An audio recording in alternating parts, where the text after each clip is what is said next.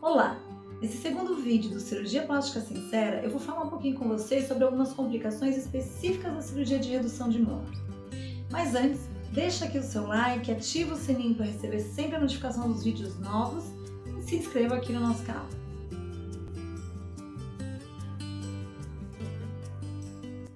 Em relação à cirurgia de redução de mama, existem duas complicações que são mais específicas, são de maior ocorrência nessa cirurgia e até que podem gerar alguns transtornos maiores no pós-operatório de cirurgia de mama, que são necrose tecidual e abertura de pontos na vertical da cicatriz de mama.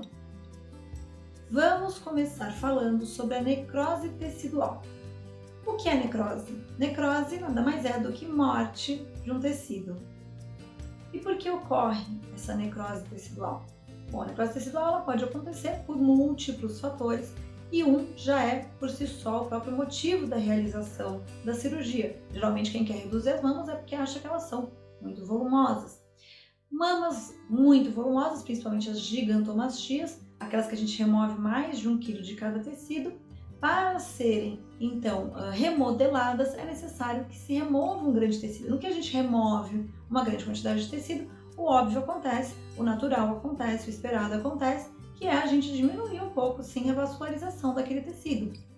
E aí é claro que algumas consequências podem advir. Quando a gente fala de morte tecidual, de necrose tecidual na cirurgia de mama, a gente está falando ou de areola, que pode ser completa, quer dizer, morre completamente toda a areola e mamilo, ou ela pode ser parcial, em que apenas uma parte do tecido, uma parte do mamilo, ou são aqueles casos em que se poupa o mamilo, em que o mamilo não sofre, é que a necrose ela é parcial, ela é de uma parte do tecido, ok? E também a necrose tecidual na cirurgia de mama, pós-cirurgia de mama, ela pode ser de um pedaço, de uma parte de tecido. Geralmente, quando não é na areola, é na vertical, tá? Nessa região aí que está sendo mostrada na foto. Bom, a gente também chama isso de sofrimento, tá? Sofrimento tecidual, sofrimento de pele, que é a própria isquemia. Quando a gente remove tecido e a gente diminui a circulação desse tecido, a gente pode, infelizmente, gerar aí uma isquemia, isto é, o oxigênio não está chegando naquele tecido e por isso aquele tecido morre. Um outro fator que pode levar à necrose das areolas, aí mais especificamente das areolas após uma cirurgia de mama, é quando as areolas da paciente, às vezes nem sempre por um grande volume de tecido, de glândula mamária, mas por uma flacidez exacerbada, as areolas elas são extremamente viradas para baixo ou estão muito longe da altura em que a gente quer alcançar, que a gente quer deixar essa areola ali na cirurgia. Se essas areolas estão muito baixas e muito longe, muito distantes do local onde a gente quer posicionar a areola, é claro que quando a gente for colocar ela naquela posição, a gente pode realizar, a gente já estará realizando até uma certa torção vascular. Isso pode fazer com que alguns vasos fiquem comprimidos e aí sim gere a isquemia e a necrose. Um outro fator, e aí a gente pode dizer que é o principal fator de risco para necrose de qualquer tecido, aliás, o principal fator de risco para muitas outras patologias, o tabagismo. A gente sabe que ele gera uma agressão na nossa circulação, gerando até obstrução vascular e até de pequenos vasos, como ali na região da mama. Então, a gente sabe, gente, é super importante você entender que não é só o tabagista atual, tá? É o tabagista também, o ex-tabagista.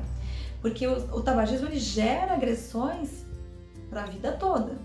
É claro, e assim, a gente sabe que existem muitos estudos facilmente aí acessíveis que demonstram que a cada semana que você fica sem fumar antes da cirurgia, você já tem um acréscimo na sua redução de risco para qualquer complicação aí cirúrgica, seja ela clínica, seja aí da necrose tecidual. O que a gente espera e o que a gente solicita aos pacientes que são tabagistas é que eles fiquem no mínimo 1 mês sem fumar antes da cirurgia. Claro que o ideal, 2 meses. E ideal também é não realizar grandes procedimentos em tabagistas. Se o tabagista for diabético, então, ai pai, aí a oração ela tem que ser muito forte. Uma outra causa para necrose tecidual é infecção pós-operatória. Essa infecção ela já pode ali ter bactérias se alojando logo no primeiro dia de cirurgia, logo após a cirurgia.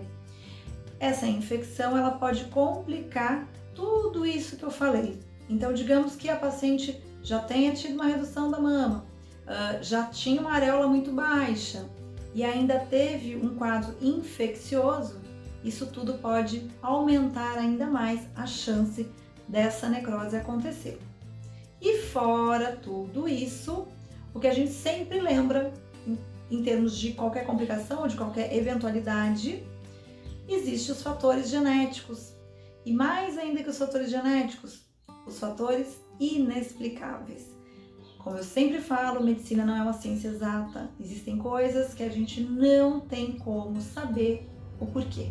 Não tem como saber a causa. E aí, realmente, é esperar a evolução de todo esse quadro acontecer, fazer esse acompanhamento da melhor forma e fazer as reconstruções, enfim, de acordo com o que vier aí de deformidade pós-resolução de todo esse transtorno que é a necrose tecidual. E como identificar que está ocorrendo ou que vai ocorrer uma necrose tecidual? Bom, geralmente os primeiros indícios ocorrem logo após a cirurgia ou no primeiro dia de pós-operatório com uma palidez tecidual. Essa palidez ela vai passar por um escurecimento até que se forme uma casca preta. Quando tem essa casca preta é porque de fato o tecido ele já está completamente morto. Ele já está em fase de degradação. Muitas vezes essa necrose ela é apenas precedida por rouxidões. Rouxidões essas que são super parecidas, a gente chama de equimose, que são super semelhantes àquelas equimoses convencionais, rouxidões convencionais a qualquer cirurgia. Então aí fica mais difícil ainda o diagnóstico, em que só se pode realmente, de qualquer forma, aliás, só se pode realmente dizer que houve uma necrose tecidual quando há o preteamento daquele tecido, que aí a gente realmente já observa que não há circulação mesmo nenhuma e o tecido morreu. E também, infelizmente, é um processo irreversível. Uma vez dada ali a isquemia, a necrose do tecido, você já não tem mais como reverter esse processo. Realmente você vai ter que acompanhar a evolução, isso junto com o cirurgião e, se necessário, se for desejo de ambos, uma reconstrução posterior. Mas isso tudo é tema para um outro vídeo e a gente vai falar mais disso depois. A outra complicação que nós vamos falar aqui da cirurgia de redução de mama é a abertura de pontos na vertical da mama. A vertical da mama, ela tem principalmente, ela é a região em que tem maior tensão, né, onde fica mais puxadinho, ainda mais se a mama inchar exageradamente, onde fica mais esticada aquela pele, da onde está mais forçando aquela pele. Principalmente em dois pontos da vertical, o T superior e o T inferior. Essas são as regiões que estão mais sofrendo tensão, em que a mama está com mais vontade de abrir. São as regiões em que mais ocorre o que a gente chama aí tecnicamente de deiscência de sutura. Pode ser acompanhada por uma saída de alguma secreção, geralmente uma secreção serosa, uma secreção um pouco transparente, às vezes um pouquinho amarelada, mas não ainda purulenta, tá? Purus é igual a infecção. Claro que essa abertura de pontos ela também pode ser advinda aí de uma infecção tecidual, que vai ser tratada com antibiótico-terapia ou enfim. Agora, a própria abertura dos pontos, geralmente ela vai ser tratada ali com algum medicamento que seja necessário, com algum cicatrizante que seja necessário, algo para secar a secreção que seja necessário. Pode ser realizadas algumas ressuturas, isso é, dar alguns pontinhos ali novamente para reaproximar, às vezes até com uma lâmina de bisturi, o cirurgião ele reaviva, que a gente chama de reavivar os bordos daquela ferida, remover o tecidinho que já está um pouquinho ruim de fechar em cada margem da ferida para reaproximá-la com pontos de sutura. Isso é o fechamento por primeira intenção, quando a gente dá pontos de sutura para reaproximar aqueles bordos.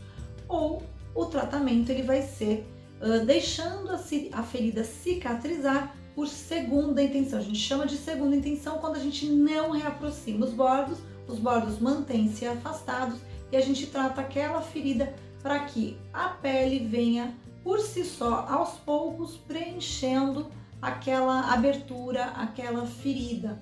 O que é um processo um pouco mais longo, esse fechamento por segunda intenção, mas geralmente ele é conquistado com sucesso quando a ferida não é muito grande, ou não está infectada, ou está bem limpa, está bem cuidada.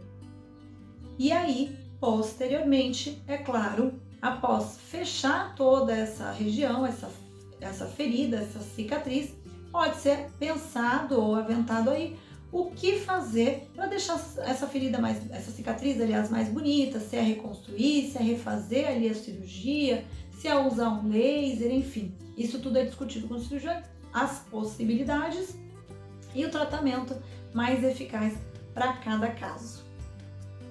E é isso. Espero que tenham gostado, que eu tenha sanado aí algumas dúvidas. E lembrando, complicações, gente, elas podem ocorrer em qualquer cirurgia. Você tem que estar ciente disso para realizar uma cirurgia.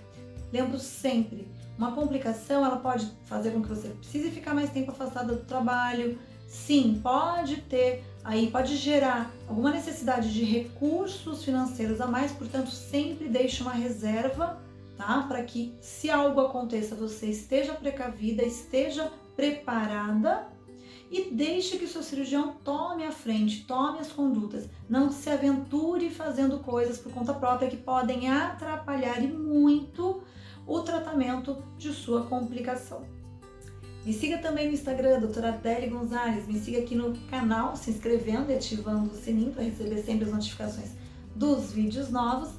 E lembre-se sempre, cirurgia boa é cirurgia segura, é cirurgia consciente.